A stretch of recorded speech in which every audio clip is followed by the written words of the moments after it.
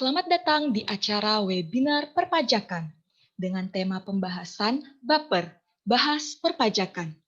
Sebelum kita memulai acara, baiknya kita memperhatikan tata tertib sebagai berikut.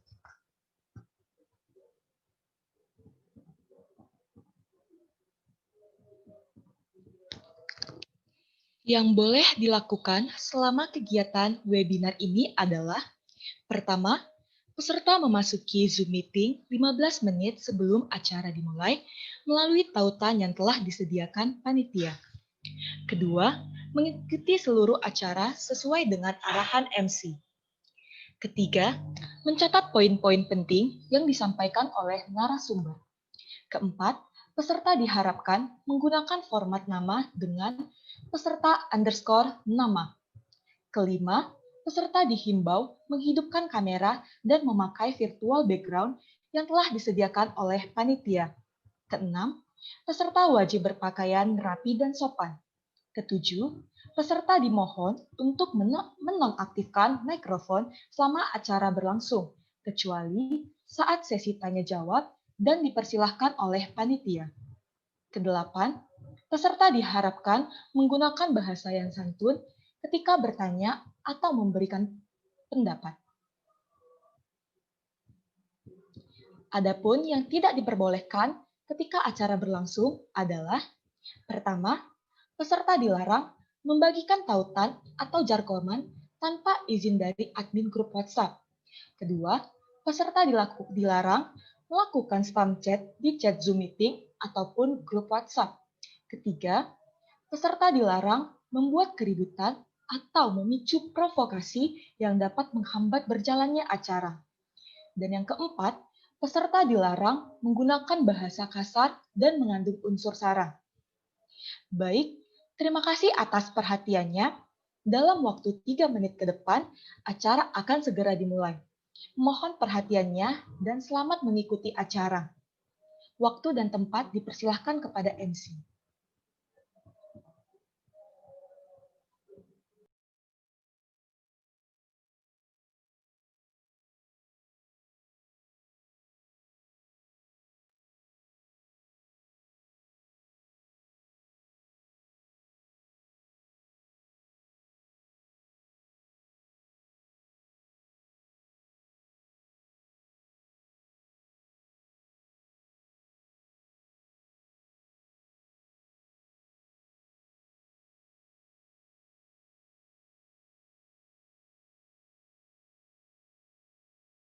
Warahmatullahi wabarakatuh.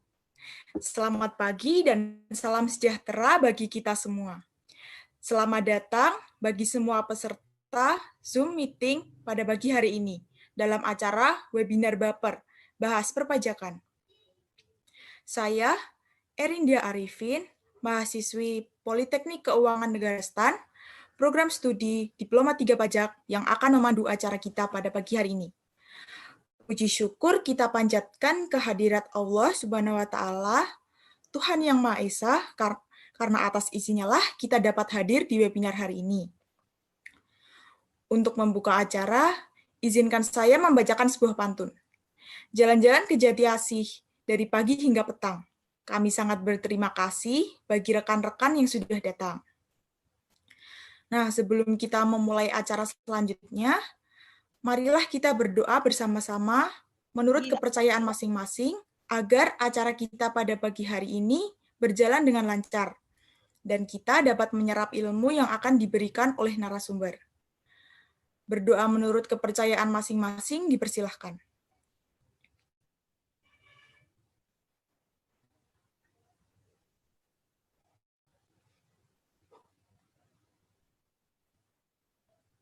Berdoa dapat dicukupkan. Rekan-rekan sekalian, izinkan saya untuk membacakan rangkaian acara pada pagi hari ini. Acara pertama adalah menyanyikan lagu Indonesia Raya. Acara yang kedua akan dilanjutkan oleh sambutan perwakilan panitia. Acara ketiga adalah pemaparan materi oleh narasumber, yang akan dilanjutkan dengan sesi tanya-jawab.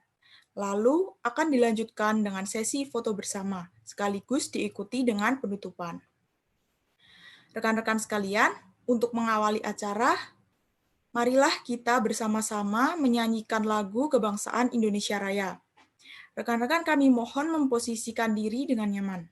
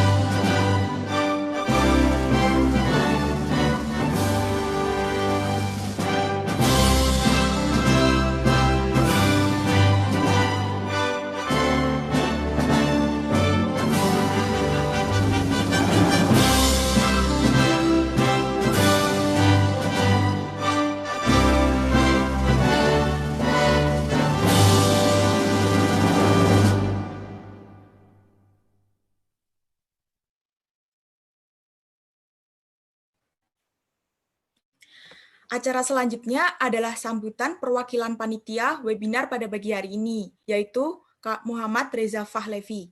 Kepada Kak Reza, kami persilahkan. Baiklah. MC, apakah suara saya sudah terdengar? Sudah, silakan. Ya, terima kasih MC atas kesempatannya. Assalamualaikum warahmatullahi wabarakatuh. Salam sejahtera bagi kita semua. Shalom, Om Swastiastu, Namo Buddhaya, salam kebajikan, dan selamat pagi. Pertama-tama, saya ingin mengucapkan rasa syukur kepada Allah Subhanahu wa Ta'ala, karena tanpa nikmat dan karunia-Nya, acara ini tidak akan bisa terselenggara dengan baik. Kemudian, pada kesempatan kali ini, saya mewakili seluruh rekan panitia, ingin mengucapkan banyak terima kasih kepada para peserta webinar Baper Bahas Perpajakan, yang telah meluangkan waktunya di minggu pagi yang cerah ini, yang mana mungkin biasanya teman-teman pada menghabiskan waktunya bersama keluarga atau bersantai. Namun pada pagi hari ini dikhususkan untuk mengikuti webinar Baper ini. Nah, kemudian saya juga mengucapkan terima kasih kepada seluruh rekan panitia dan juga semuanya yang terlibat dalam mensukseskan acara ini. Kemudian tanpa berlama-lama, mungkin sekian dari yang bisa saya ucapkan. Saya kembalikan kepada MC. Terima kasih. Terima kasih kepada Kak Reza yang telah memberikan sambutannya. Kemudian kita akan memasuki acara inti pada pagi hari ini, yaitu penyampaian materi oleh narasumber. Rekan-rekan sekalian, mungkin ada beberapa dari kalian yang masih bingung. Apa itu pajak? Apa manfaat pajak? Apa saja jenis-jenis pajak hingga kemana kita harus bayar pajak? Untuk itu, di sini kita akan belajar bersama-sama dengan narasumber yang luar biasa. Nah, sebelum acara berlanjut, izinkan saya untuk memperkenalkan narasumber-narasumber kita pada pagi hari ini. Narasumber yang pertama ada Kak Anisha Nuriswandasari, mahasiswa program studi Diploma 3 Pajak Politeknik Keuangan Negara STAN. Kak Anisha, apa kabar? Halo Kak Erin, alhamdulillah baik. Kak Erin apa kabar? Sudah siap memaparkan materi pada pagi hari ini? Harus siap dong, semangat. Oke. Kemudian narasumber yang kedua kita ada Kak Agung Nugraha, mahasiswa program studi Diploma 3 Pajak, Politeknik Keuangan Negara STAN. Kak Agung, bagaimana kabarnya? Halo Kak Erin. Alhamdulillah baik. Kak Erin gimana? Sudah siap berbagi ilmu? Gimana? Tentunya. Baik, kita lanjutkan. Rekan-rekan sekalian, setelah ini Kak Agung dan Kak Anisha akan memaparkan materi webinar bahas perpajakan, kemudian akan dilanjutkan dengan sesi tanya-jawab. Bagi peserta yang ingin bertanya selama sesi pemaparan materi, dapat mengetik di kolom chat. Dan kemudian pertanyaan tersebut akan disampaikan secara langsung kepada narasumber setelah pemaparan materi selesai, usai dipersilahkan oleh MC. Untuk itu, kesempatan pertama akan saya berikan kepada narasumber pertama kita pada pagi hari ini. Mari kita sambut Kak Anisha dengan meriah. Silahkan Kak Anisha untuk menyampaikan materinya.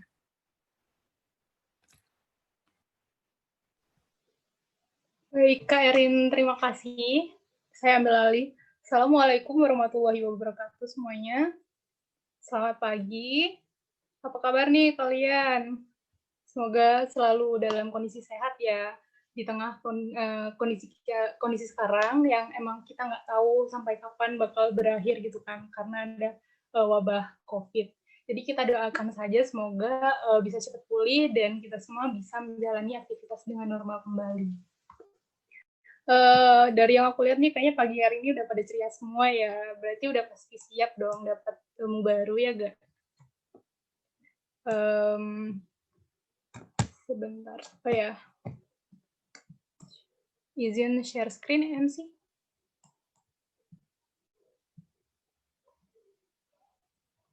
Apakah sudah terlihat?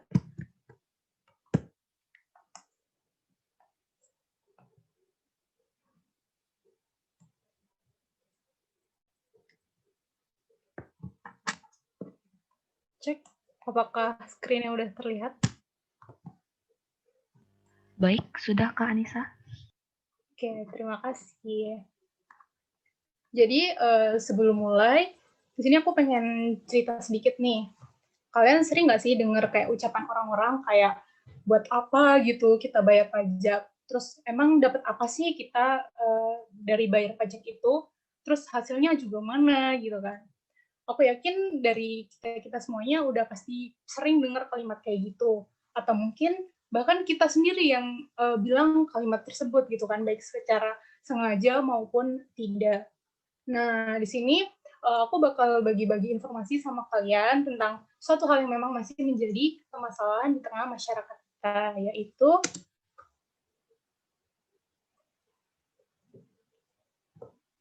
kenapa sih harus bayar pajak?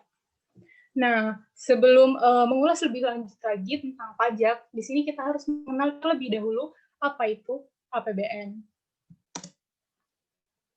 Nah, APBN adalah anggaran pendapatan dan belanja negara, yang mana APBN ini disusun dengan tujuan untuk dijadikan pedoman dalam melaksanakan berbagai kegiatan yang akan dilakukan oleh negara.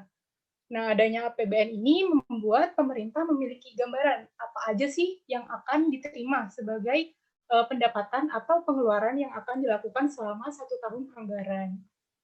Nah, penyusunan APBN ini diharapkan dapat dirancang dengan baik dan tentunya dilaksanakan sesuai dengan aturan yang berlaku.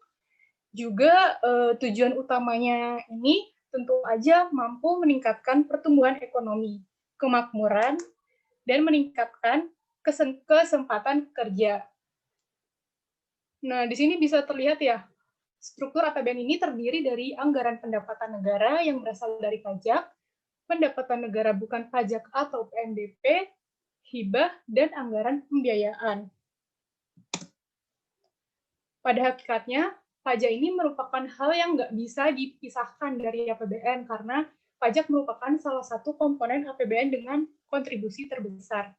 Hal ini dapat dilihat dari data penerimaan pajak yang tertera pada PowerPoint ya.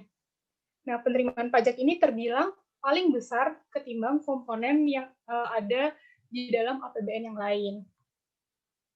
Nah, pajak yang udah dikumpulkan ini, yang segini banyaknya, selanjutnya akan dialokasikan ke anggaran belanja pusat maupun daerah sesuai dengan proporsi yang telah ditentukan. Jadi maksudnya dialokasiin itu gimana sih? Jadi ayo kita berandai-andai dulu.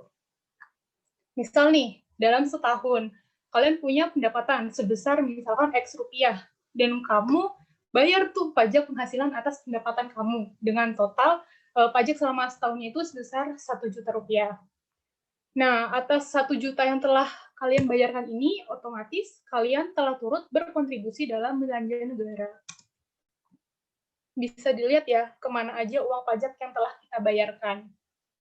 Ini bisa dilihat di PPT-nya, misalkan untuk pelayanan umum sebesar 170.000, lalu pendidikan sebesar 68.000, lalu untuk kesehatan sebesar 29.000, pertahanan sebesar 51.000, ekonomi sebesar 149.000 sekian, dan yang lainnya.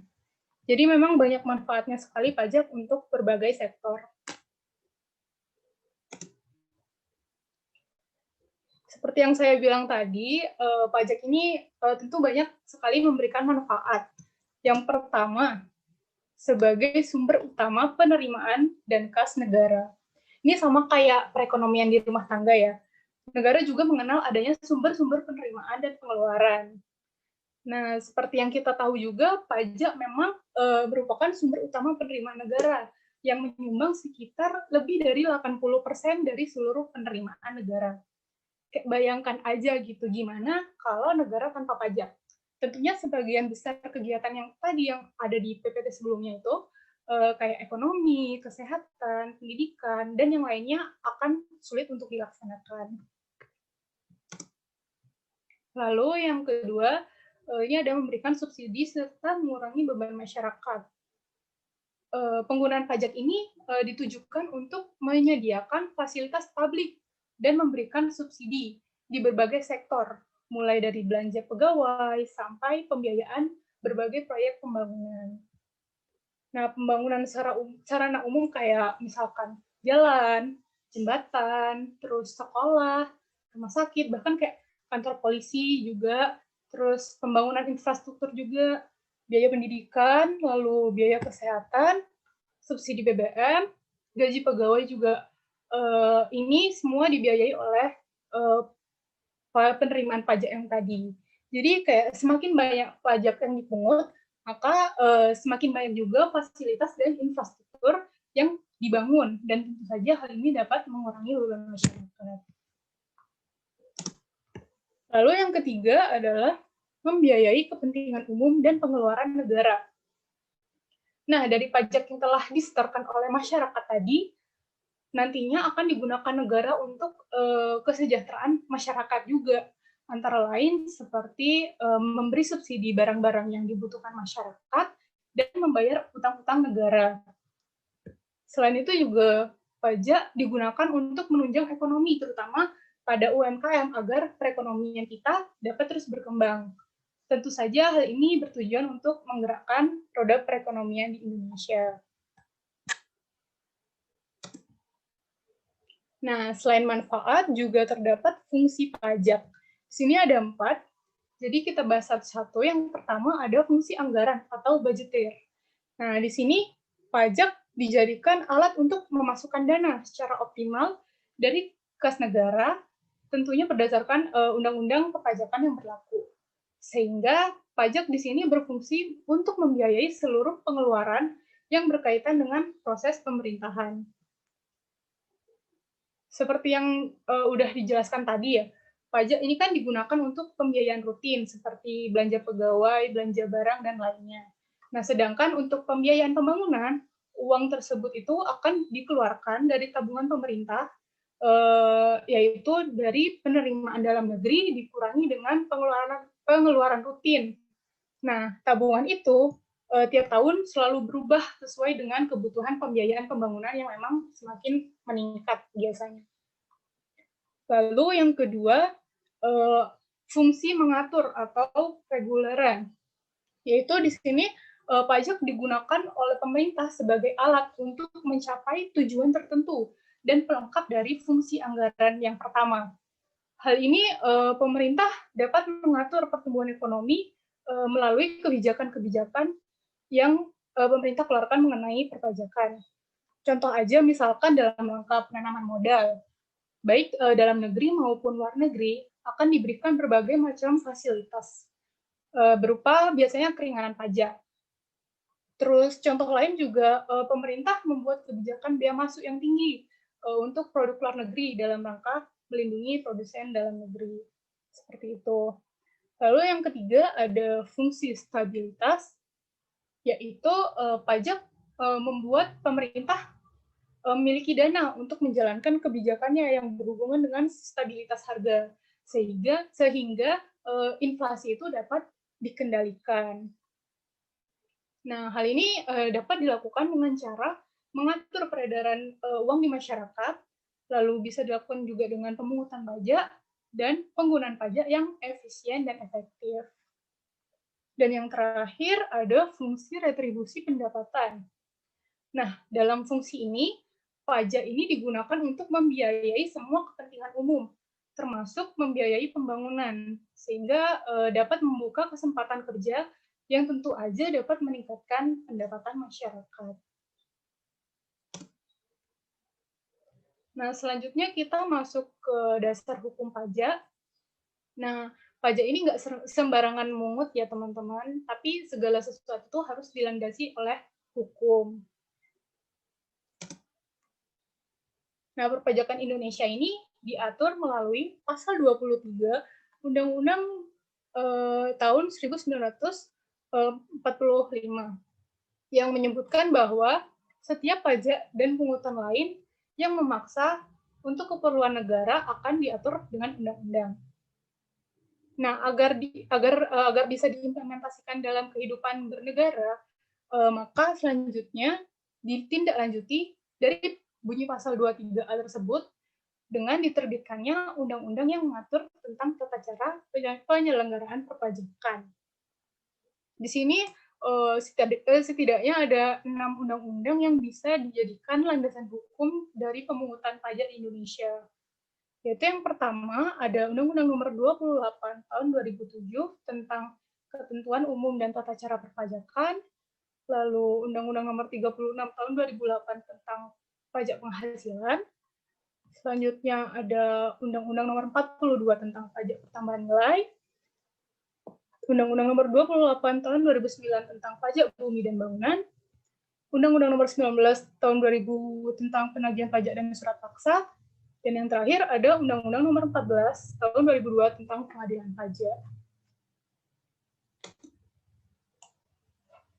Jadi selama ini yang kita omongin pajak tuh cuma sekedar iuran yang kita bayarkan ke negara gitu kan. Tapi gimana sih pengertian pajak yang sebenarnya? Nah, pengertian pajak ini ada di Undang-Undang Nomor 28 Tahun 2007 tentang Ketentuan Umum Perpajakan. Jadi sini saya bacakan, pajak adalah kontribusi wajib kepada negara yang terutang oleh orang pribadi atau badan yang bersifat memaksa berdasarkan undang-undang dengan tidak mendapatkan imbalan secara langsung dan digunakan untuk keperluan negara bagi sebesar-besarnya kemakmuran rakyat. Nah, atas pengertian tersebut, di sini bisa kita identifikasi ciri-ciri pajak itu seperti apa. Nah, yang pertama, pajak merupakan kontribusi wajib yang berlaku bagi setiap warga negara yang bersifat memaksa. Lalu, warga negara tidak akan mendapatkan imbalan langsung dari adanya pajak ini. Kan kadang orang-orang tuh mikir ya kayak, apa sih kita dapat apa dari pajak? Nah, sebenarnya mereka itu kayak kita secara tidak sadar, kita juga dapat manfaat gitu dari pajak, cuma nggak secara langsung, oh ini duitnya aku, ini hasil dari pajak aku kasihkan ke masyarakat gitu, enggak gitu. Jadi dari misalkan kayak kita jalan-jalan tuh, kan kita pakai jalan umumnya itu kan dibiayai oleh pendapatan pajak, jadi secara tidak langsung kita mendapatkan manfaat dari adanya pajak itu.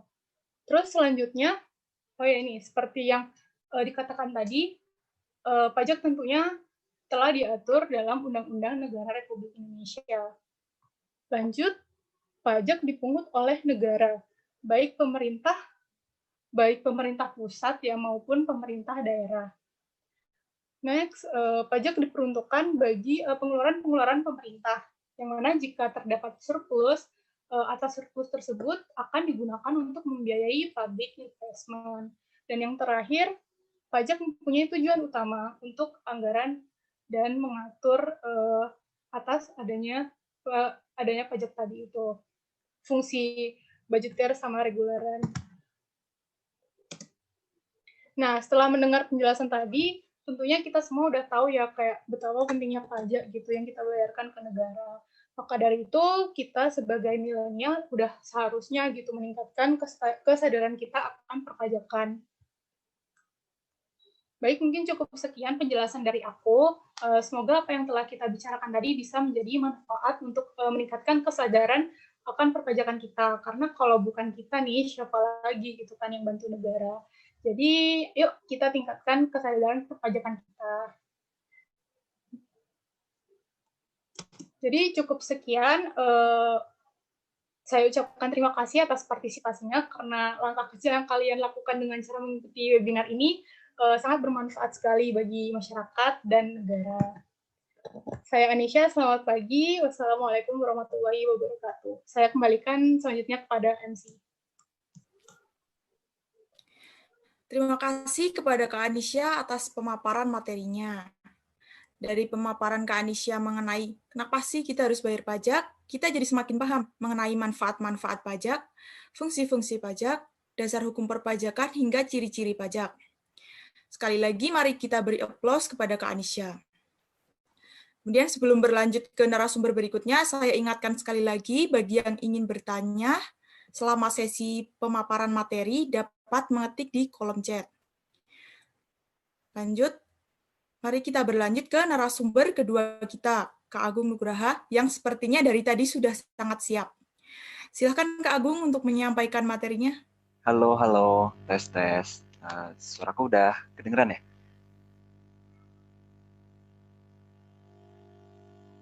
Halo? Sudah, Agung. Ya. Sudah, Agung. Assalamualaikum warahmatullahi wabarakatuh. Salam, nama budaya, salam kebajikan, selamat pagi semuanya, semangat pagi.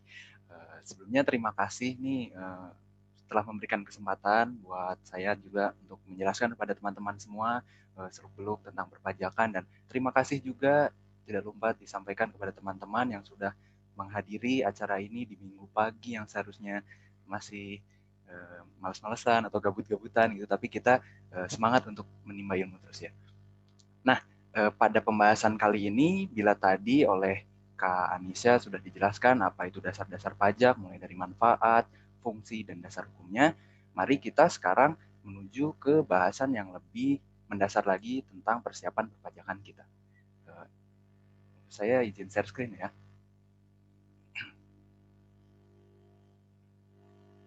Baik, apakah share screen-nya udah dapat terlihat, teman-teman, rekan-rekan sekalian? Sudah terlihat. Ya, terima kasih. Baik, bahasan yang kita akan angkat adalah memulai pajak. Memulai pajak di sini berarti bagaimana kita first step untuk menjadi seorang yang taat terhadap perpajakan. Apa aja sih dasar-dasar yang harus kita kuasai? Apa aja dasar-dasar yang harus kita ketahui sebelum kita menuju ke dunia perpajakan? Baik, di awal saya mulai dengan quotes dari DJP yang tentunya kita semua sudah tahu ya mungkin ya, yaitu tentang pajak kita untuk kita.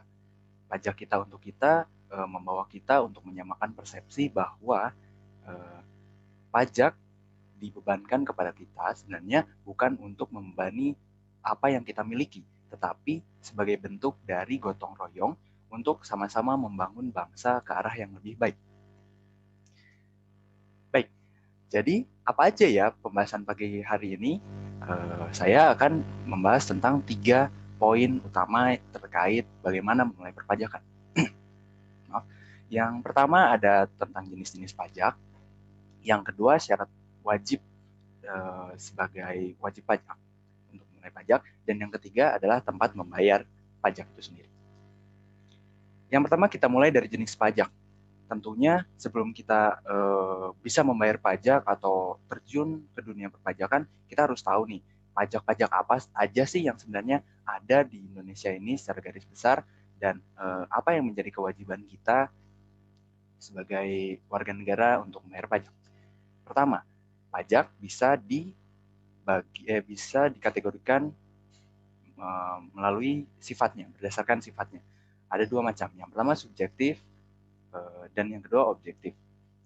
Menurut subjektif, maka pajak aku, kamu, dan kita akan berbeda dari setiap orang, masing-masing orang ya. Nah, masing-masing orang memiliki tanggung jawab perpajakan yang berbeda sesuai dengan tanggungan dan penghasilan yang dimilikinya. Maka pajak bersifat subjektif ini lebih erat kaitannya dengan pajak penghasilan karena berkaitan dengan keuangan diri sendiri. Berbeda dengan sifat yang satunya lagi, yaitu pajak objektif. Pajak objektif menjelaskan bahwa pajak itu dikenakan terhadap apa-apa yang kita miliki dan apa yang akan kita miliki. Seperti kita lihat contohnya pajak bumi dan bangunan. Nah, pajak bumi dan bangunan tidak mengenal tua, muda, dan siapa yang harus dikenakan pajak, tetapi berfokus kepada tanah dan bangunan yang ada di situ sebagai dasar untuk dapat dikenakan atau diwajibkan perpajakannya. Contoh lain, misal kita membeli sesuatu barang, lalu kita kena tambahan 10%. Nah, tambahan 10% itu menurut sifat objektif tidak melihat bagaimana kita dan kemampuan kita dalam membayarnya, tetapi lebih terhadap barang itu sendiri. Selanjutnya, jenis pajak bisa dikategorikan berdasarkan lembaganya. Yang pertama ada pusat, yang kedua di daerah. Nah, untuk di pusat itu menjadi tanggung jawab Kementerian Keuangan dalam hal penyelenggaraannya, yaitu DJP, untuk menjalankan kewajiban perpajakan. Nah, di pusat, pajak-pajak yang akan dibayarkan itu akan masuk menjadi penambah di dalam APBN dan langsung difungsikan di dalam negara. Berbeda dengan dengan berdasarkan lembaga dari daerah, yaitu diserahkan kepada Pemda masing-masing, baik di provinsi maupun di kabupaten atau kota. Jadi kalau pajak di daerah itu nggak bisa langsung masuk APBN ya, tapi bakalan dialihfungsikan dan difungsikan oleh masing-masing daerah sesuai dengan APBD-nya. Nah, berlanjut kita lihat apa aja sih pajak pusat dan rincian pajak pusatnya. Pajak pusat itu secara garis besar bisa dibagi menjadi 5. Yang pertama pajak penghasilan, yaitu pajak yang melihat penghasilan kita tentunya ya. Nah, pajak penghasilan ini sebenarnya secure-nya lebih luas gitu ya, tidak cuma terhadap penghasilan, tapi apa-apa saja yang bisa kita terima, tapi bukan dari sifat konsumtif. Berbeda dengan halnya pada PPN. Kalau PPN kita juga kenal dengan pajak pertambahan nilai 10%, 10% ya gampangnya, pajak 10% gitu, pajak 10%. Nah, itu PPN. PPN di sini lebih bersifat konsumtif. Sama dengan halnya pajak pada PPNBM. Pajak PPNBM sama juga seperti pajak PPN 10%. Namun, dibedakan di sini adalah PPNBM berfokus kepada barang-barang mewah nih. Jadi, teman-teman yang beli barang bagus gitu ya, terus barang mewah, itu bakalan ditambahi selain kena PPN, nanti akan kena PPNBM lagi. Kenapa sih harus dipajaki seperti itu? Karena pada dasarnya pemajakan ini agar orang lain dapat merasakan apa yang bisa kita rasakan dari konsumsi kita pribadi. Kemudian ada PBB P3. PBB P3 di sini tidak mencakup semua PBB seperti tanah dan bangunan, perkotaan, pedesaan gitu tidak. Tapi kalau yang diurus di pusat hanya terkait perhutanan, perkebunan, dan pertambangan. Jadi PBB-nya masih di pusat. Walaupun juga bersinergi dengan daerah ya. Yang terakhir, mungkin juga ini yang sudah sering kita gunakan, yaitu Bea Materai. Bea Materai digunakan untuk biasanya legalitas surat atau sertifikat gitu. Nah, Bea Materai dikategorikan sebagai pajak yang dikelola oleh pusat atau DJP. Selanjutnya, kita beralih dari pusat, sekarang kita singgah ke daerah. Daerah itu dibagi menjadi 2, ada provinsi dan kabupaten kota. Yang utama dari pajak daerah ini sebenarnya adalah di pajak-pajak yang berada di provinsi. Yang pertama ada pajak kendaraan bermotor, BBNKB atau bea balik nama kendaraan bermotor, PBBKB, terus pajak air tanah, dan pajak rokok. Nah, jenis-jenis pajak di provinsi ini wajib dilaksanakan oleh masing-masing daerah di Indonesia tanpa terkecuali. Berbeda dengan pajak-pajak daerah yang ada di kabupaten kota seperti pajak hotel, pajak restoran, pajak hiburan, dan lain-lain, itu sebenarnya tergantung dengan bagaimana potensi atas pembawaan kabupaten atau kota sendiri. Itu sendiri. Jadi ada beberapa daerah yang bahkan memiliki pajak seperti namanya pajak sarang burung walet. Kan itu kan unik ya, dan hanya ada di beberapa daerah saja. Jadi seperti itu untuk pajak daerah, kabupaten dan kota mengikuti potensi di daerahnya itu sendiri.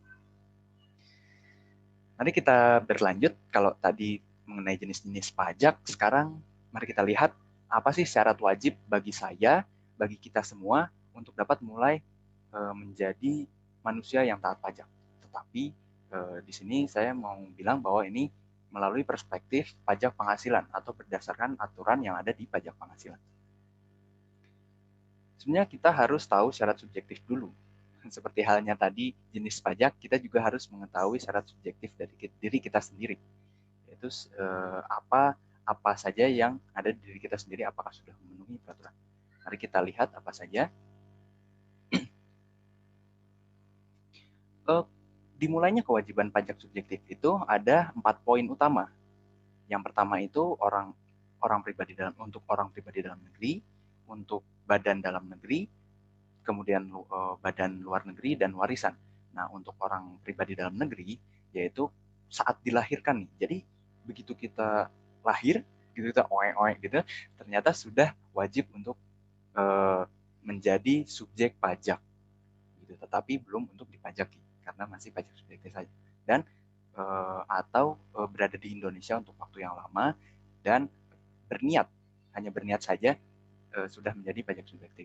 Berniat untuk tinggal di Indonesia. Untuk badan dalam negeri saat didirikan atau bertempat kedudukan di Indonesia, luar negeri saat juga didirikan tapi melalui bentuk usaha tetap, dan warisan. Nah, urusan warisan ini sebenarnya rada sensitif, tapi warisan ini dikenai pajak saat timbulnya warisan sebelum dibagikan kepada para ahli waris.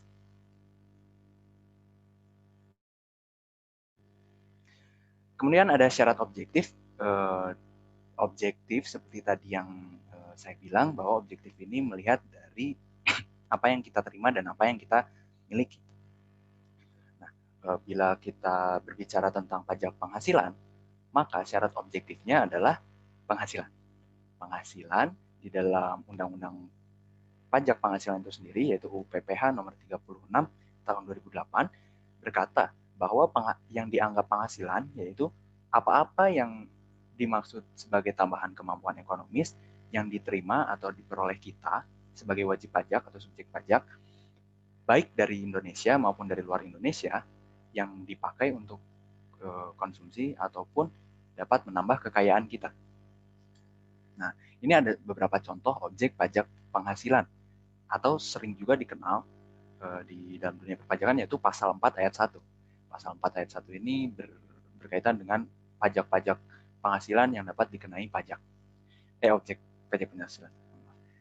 Yang pertama ada gaji, terus hadiah, laba usaha, keuntungan atas penjualan, royalti, dividen, bunga, sewa, dan lain sebagainya. Nah, itu sebagian kecil contoh objek pajaknya. Lalu gimana sih kita mengetahui kapan sih kita wajib gitu ya untuk memulai perpajakan? Nah, kita bisa dikatakan sebagai wajib pajak itu apabila antara kedua syarat tersebut sudah terpenuhi, antara syarat subjektif dan objektif. Barulah di sana kewajiban perpajakan kita timbul. Karena kita juga sudah menjadi subjek pajak, terus sudah punya penghasilan, barulah negara bisa memajaki kita. Oke, yang ketiga adalah tempat membayar. Ini sebenarnya saya angkat karena mungkin masih ada dari beberapa teman yang masih salah, aduh bayar pajak itu kemana ya? Apakah harus ke DJP atau gimana? Nah, yang pertama kita bahas dulu pajak pusat. Ternyata bayar pajak pusat itu, pajak penghasilan, pajak pertambahan nilai, bukan ke DJP ya teman-teman ya. Jangan salah ya. Jadi pembayarannya bisa dilakukan lewat Pos Indonesia yang pertama, atau ATM pun sekarang sudah bisa. Ada ATM, ada bank, tapi bank-bank tertentu yang ditunjuk oleh DJP. Biasanya bank-bank negeri sih yang sudah mulai bisa menerapkan pajak. Nah, selain dari kedua tempat ini, ada juga satu lagi yang sekarang lagi marak-maraknya, yaitu pembayaran pajak secara online. Nah, kalau yang secara online ini disediakan ruangnya oleh DJP itu sendiri. Nah, kalau gitu muncul pertanyaan kan, lalu apa sih DJP itu kerjanya kalau nggak narikin uang pajak dari kita? Ada loh. Jadi bukan uangnya yang kita kumpulkan, tapi pendataannya yang sebenarnya kita kumpulkan dan data begitu ya. Yang pertama itu ada terkait SPT. SPT ini yaitu surat pemberitahuan tahunan, laporan teman-teman semua terhadap pajak yang telah dibayarkan.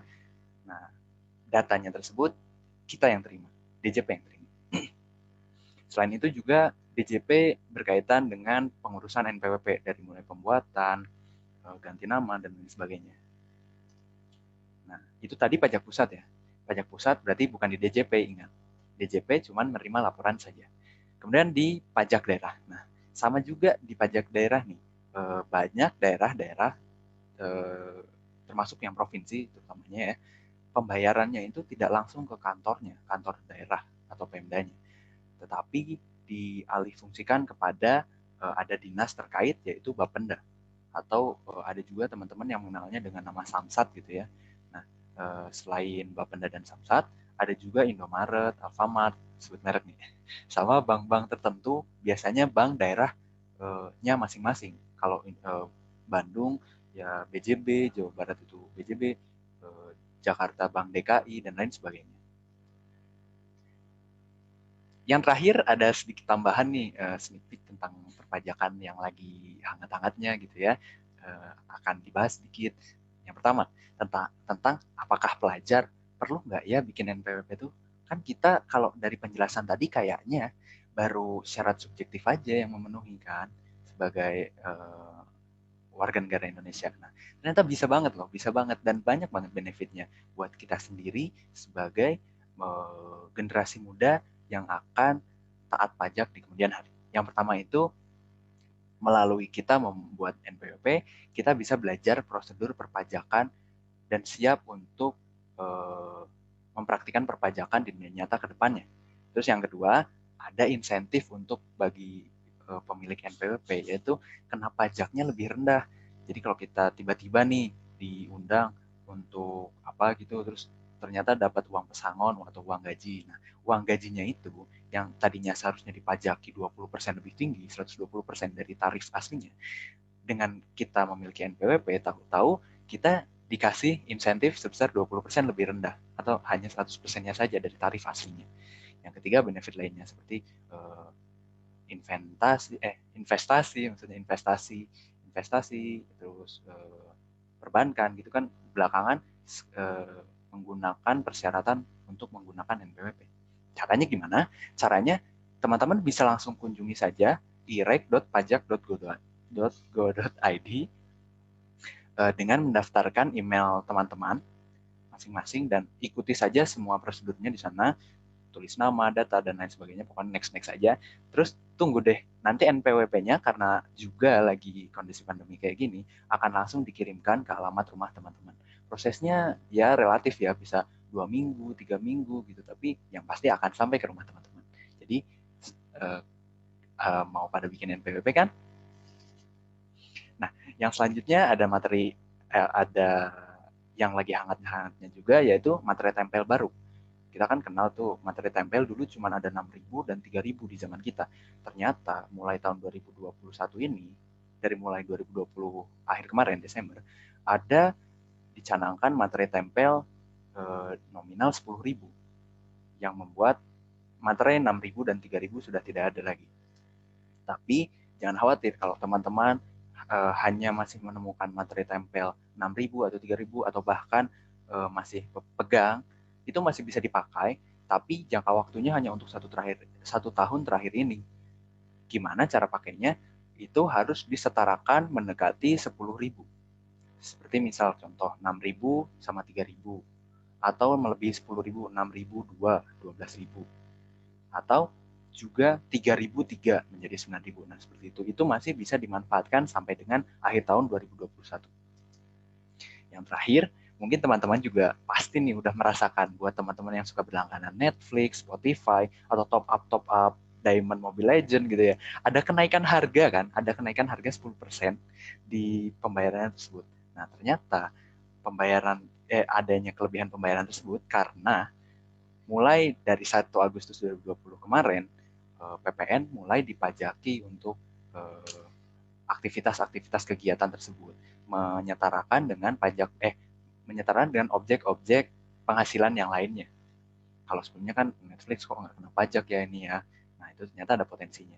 Jadi jangan khawatir dengan teman-teman berlangganan Netflix, berlangganan Spotify, ternyata juga sudah berkontribusi dengan negara. Mungkin sekian materi yang bisa saya sampaikan pada pagi hari ini. Semoga apa-apa yang telah saya sampaikan bukan hanya dikuasai secara teori dan dipahami secara teori, namun juga dapat diaplikasikan secara nyata langsung kepada masyarakat di kemudian hari. Akhir kata dari saya, sekian. Terima kasih. Wassalamualaikum warahmatullahi wabarakatuh. Waktu dan tempat saya kembalikan kepada Kak Erin. Terima kasih. Terima kasih kepada Kak Agung atas pemaparan materi yang luar biasa. Semoga rekan-rekan semua semakin paham nih dengan seluk-beluk perpajakan. Dari pemaparan materi Kak Agung tadi, kita jadi tahu apa saja yang harus kita persiapkan untuk mempelajari perpajakan, yaitu mengetahui jenis-jenis pajak, syarat-syarat pajak, dan tempat membayar pajak. Sekarang, mari kita beralih ke acara berikutnya, yaitu sesi tanya-jawab. Sebelumnya, panitia telah menerima beberapa pertanyaan dari Google Form pendaftaran. Di sini saya akan membacakan 3 pertanyaan yang telah terpilih. Pertanyaan pertama dari Muhammad Hafiz Ramadan. Pertanyaannya yaitu, bagaimana perhitungan pajak barang dari luar, seperti sepatu, kaos, jaket, dan lain-lain? Kepada narasumber dipersilahkan untuk menjawab. Baik, untuk pertanyaan dari Saudara Hafiz, terima kasih ya, bagus sekali pertanyaannya. Kenapa sih impor itu kok bisa jadi lebih mahal harganya? Nah, jadi begini, teman Hafiz, nilai impor itu hanya dibentuk dari beberapa bagian. Selain dari barangnya itu sendiri, ada juga asuransi. Karena kan kita mengirimkan barang-barang tersebut dari luar negeri ya, maka harus diasuransikan takut kenapa-napa di jalan. Terus yang kedua, ada freight atau beban perjalanan. Nah, itu udah dua poin yang dapat menambahkan harga barang kita. Yaitu yang pertama asuransi dan yang kedua freight atau biasa teman-teman pajak sebut dengan CIF, yaitu cash, insurance, dan fragment ya. Nah, dari ketiga tersebut masih ditambahi lagi dengan urusan di bea cukai. Nah, bea cukai ini dilakukan sebagai bentuk partisipasi masyarakat, juga partisipasi bea cukai untuk mengecek barang-barang apakah barangnya sudah dapat dipakai di Indonesia ataukah sudah dapat diterima di Indonesia melalui yang namanya bea masuk. Nah, bea masuk ini sebenarnya beragam. Tapi yang paling umum itu ada yang 4,5% gitu ya. Nah, tambahan-tambahan ini masuknya bukan sebagai pajak, tapi sebagai bea cukai, urusannya di DJPB. Nah, adanya tambahan ini sebenarnya melegalitas barang yang kita miliki agar aman dipakai di Indonesia, bukan dianggap sebagai barang bodong atau barang ilegal gitu ya. Nah, barulah pajak setelah adanya CIF ditambah bea masuk untuk persuratan DJPB, barulah di situ pajak masuk sebagai PPN atau pajak konsumsi. Nah, seperti yang tadi dijelaskan kan, barang-barang yang kita konsumsi harus juga dipajaki agar orang lain yang sebenarnya tidak memiliki kemampuan ekonomis yang sama dengan kita bisa di kemudian hari merasakan manfaat yang sama dari apa yang kita konsumsi. Begitu teman Hafiz, semoga menjawab pertanyaan.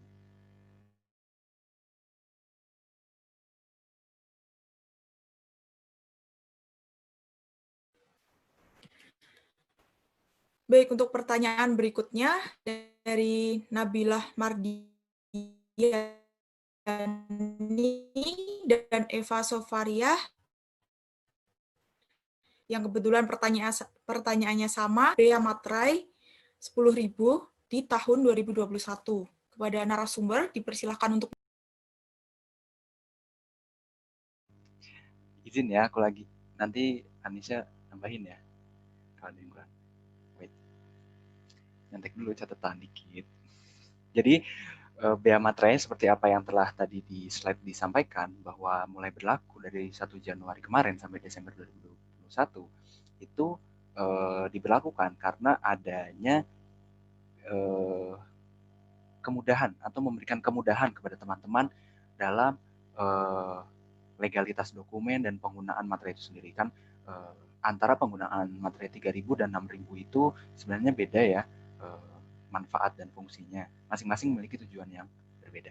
Nah, dengan adanya materai 10.000 ini, nantinya tidak ada lagi diskriminasi tujuan dan aturan terkait materai 3.000 untuk digunakan apa, 6.000 untuk digunakan apa, maka itu akan menjadi setara.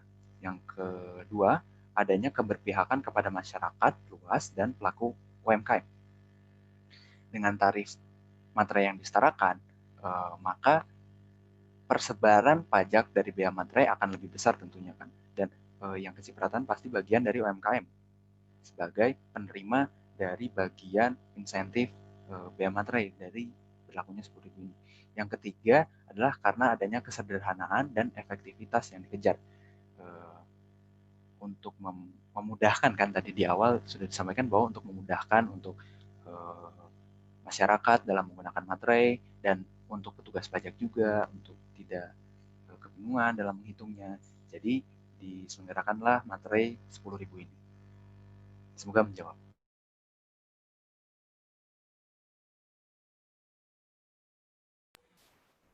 Kemudian untuk pertanyaan yang ketiga dari IKADEK Buana Sidi.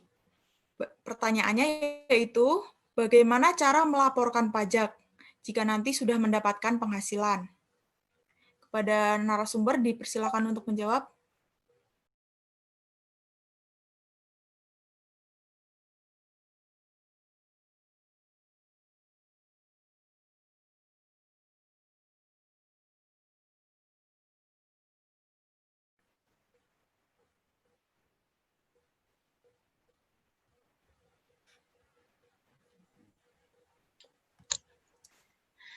Baik, terima kasih.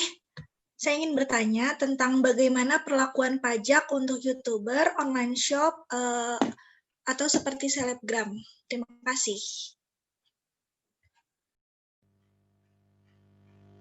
Langsung saya jawab, MC. Bagaimana?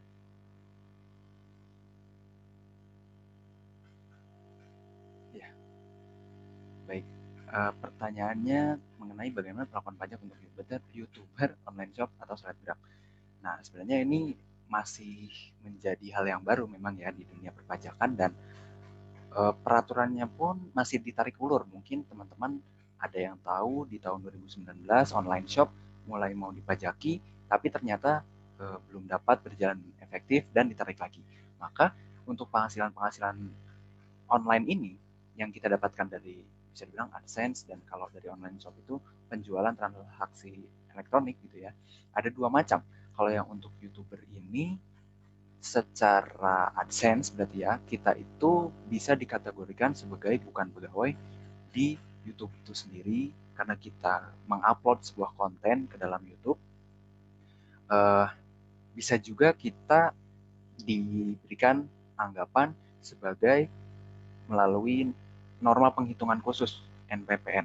Nah, untuk YouTuber ini yang sudah berjalan sebenarnya, yang sudah efektif berjalan, itu dengan menerapkan penghasilan yang diterima sebagai penghasilan lain-lain di dalam pajak penghasilan. Jadi skema perhitungannya seperti biasa, menghitung menggunakan pajak penghasilan pasal 17 yang 5%, 15%, 25% dimasukkan sebagai kategori pajak lainnya.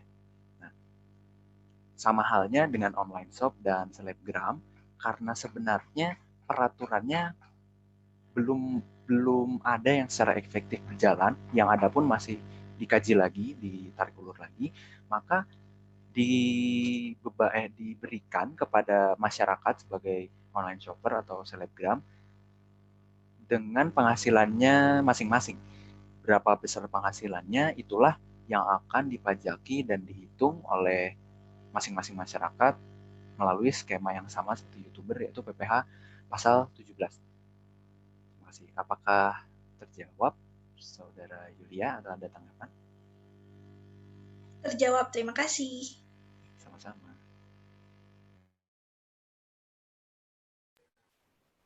Kemudian pertanyaan berikutnya dari Rais Wicaksono Sugiri. Silakan untuk Rais untuk unmute dan menyampaikan materinya kepada narasumber.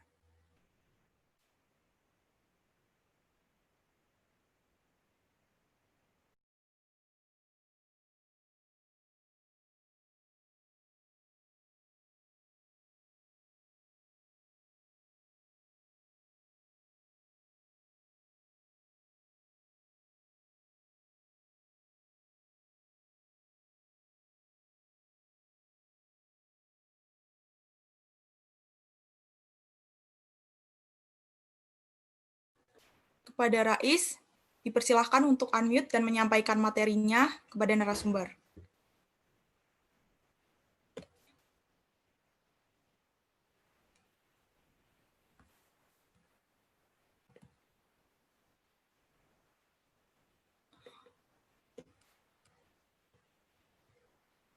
Kalau tidak ada yang bertanya lagi, mungkin bisa dilanjutkan untuk menjawab pertanyaan yang tadi belum terjawab.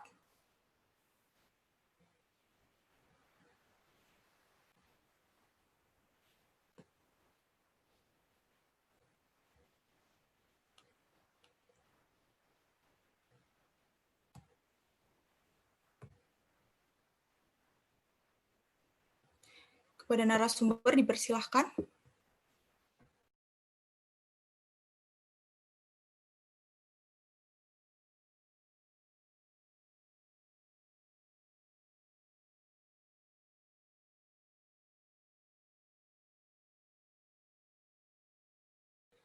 Mungkin saya ulang lagi pertanyaannya, yaitu bagaimana cara melaporkan pajak jika nanti sudah mendapatkan penghasilan? Pada narasumber dipersilahkan.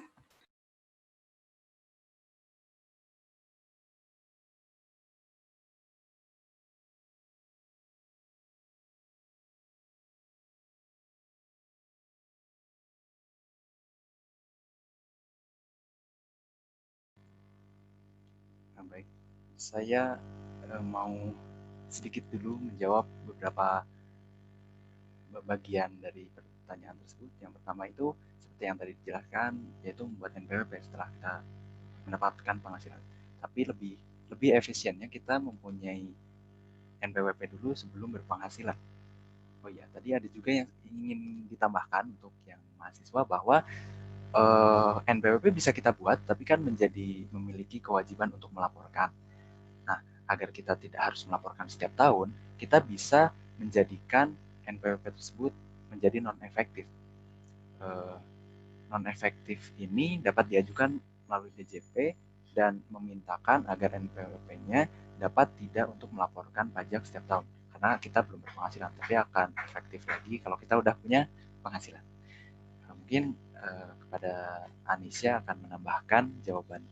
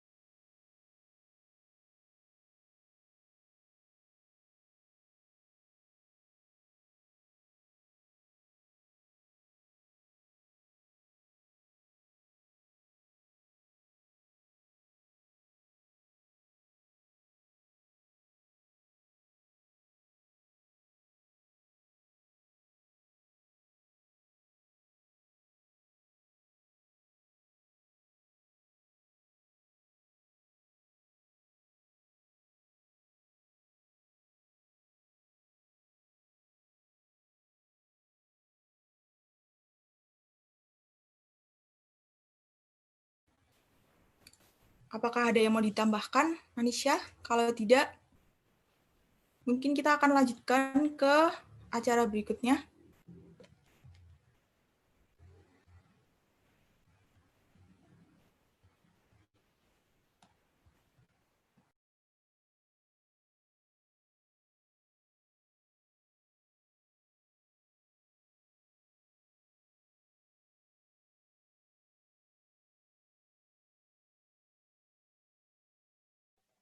Oke, cek apakah suara saya masuk.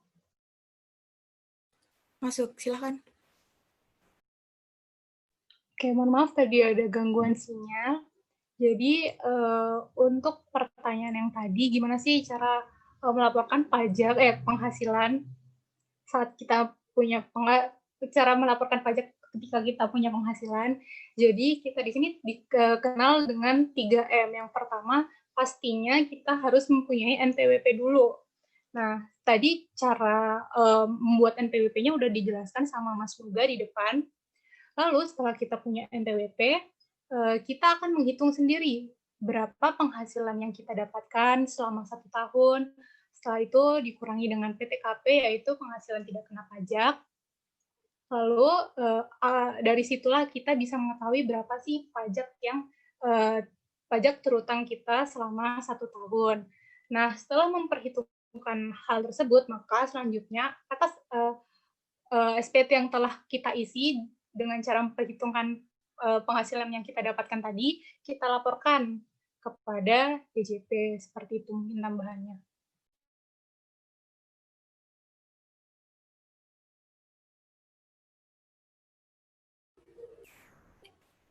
Baik, berarti pertanyaannya sudah terjawab semua. Mari kita lanjutkan ke acara berikutnya.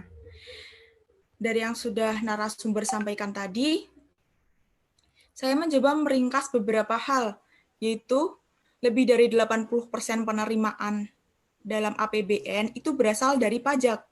Kemudian, manfaat pajak juga banyak. Selain sebagai sumber utama penerimaan negara, pajak juga digunakan untuk membiayai pengeluaran negara dan memberikan subsidi untuk masyarakat. Kemudian, fungsi pajak tidak hanya sebagai budgeter atau anggaran, tetapi juga sebagai pengatur, stabilisasi, dan redistribusi pendapatan. Pajak itu bersifat memaksa dan tidak mendapatkan imbalan secara langsung. Kemudian berdasarkan sifatnya, pajak dibagi menjadi 2, subjektif dan objektif. Sedangkan berdasarkan lembaganya, pajak dibagi menjadi pajak pusat dan daerah. Pajak pusat contohnya ada PPh, PPN, PPNBM, BBBP3, dan Bea Materai. Pajak daerah contohnya ada pajak kendaraan bermotor, pajak hotel, pajak restoran, dan lain-lain. Kemudian, munculnya kewajiban perpajakan itu dimulai sejak terpenuhinya syarat-syarat subjektif dan objektif. Kemudian, tempat untuk membayar pajak. Untuk pajak pusat, itu bisa melalui Pos Indonesia atau ATM dan bank yang ditunjuk oleh DJP. Kemudian untuk pajak daerah dapat melalui Bapenda, bank-bank tertentu, hingga Indomart atau Alfamart. Sekian rangkuman yang dapat saya sampaikan dalam webinar kali ini. Sekali lagi, saya sampaikan terima kasih kepada Kak Agung dan Kak Anisha yang sudah menyampaikan materinya dengan luar biasa pada webinar perpajakan pada pagi hari ini. Acara berikutnya adalah foto bersama yang akan dipandu oleh Kak Bayu Luhur Pambudi. Kepada Kak Bayu, dipersilahkan. Baik, sekarang kita memasuki sesi foto bersama. Bagi rekan-rekan yang belum menyalakan kamera, dapat menyalakan kameranya terlebih dahulu. Peserta dapat melakukan persiapan diri untuk foto bersamanya.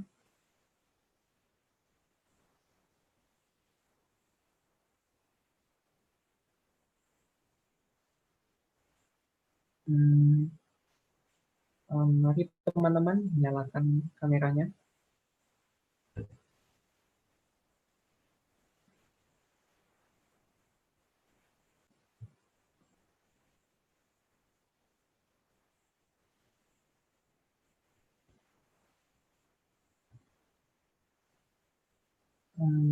Baik, sesi foto bersamanya telah selesai.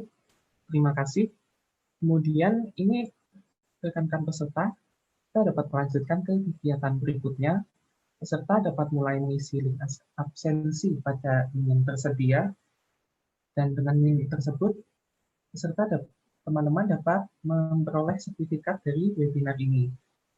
Dan kemudian, untuk mengisi webinar, akan tersedia password dari webinar ini untuk mengisi formnya untuk link absensi pada kolom chat.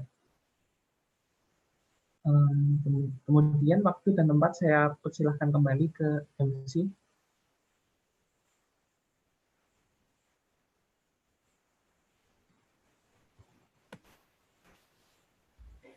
Baik, sampailah kita di penghujung acara pada webinar Bahas Perpajakan pagi hari ini. Saya ucapkan terima kasih kepada seluruh panitia dan narasumber kita pada acara ini. Dan tak lupa terima kasih kepada seluruh peserta webinar yang sudah hadir pada acara pagi hari ini. Saya ingatkan sekali lagi bagi seluruh peserta webinar untuk mengisi link presensi yang sudah ada.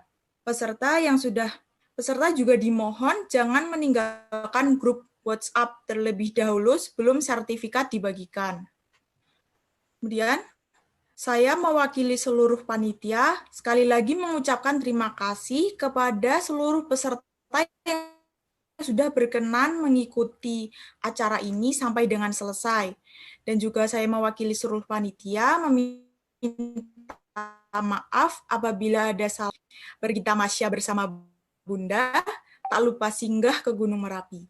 Kami ucapkan sampai jumpa, terima kasih telah hadir hari ini. Akhir kata, saya Erindia Arifin, pamit undur diri. Wassalamualaikum warahmatullahi wabarakatuh.